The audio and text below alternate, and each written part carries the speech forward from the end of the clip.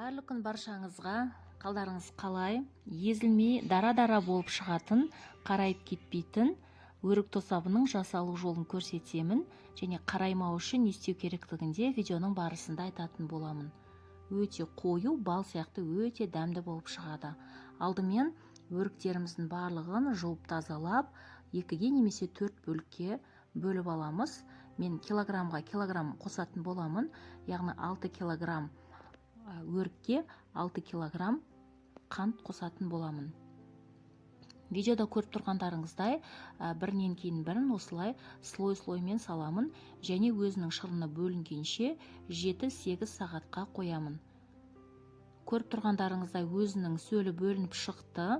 Енді баяу отта тек қана қанты ерігенше ғана 5 минуттай ғана қайнатып, толықтай суығанын күтемін. Толықтай суығаннан кейін тағы да бір 5-10 минут қана қайнатып, тағы да оттан аламын. Үшінші рет қайнататын кезде түсі кішкене қызарып шығады. Осы кезде лимон қышқылын қосып жіберуге болады, яғни 1 шай қасық немесе жарты лимонның шырынын қосуға болады. Міндетті түрде астын қозғап тұрыңыздар, астына тартып кетпеуі керек, яғни қарайып кетпеуі керек. Енді осылай көбіктерін аламыз. Көбігін алып болғаннан кейін аздап суытып аламыз. Мен бұл вареньеге абрикос сортын пайдаландым.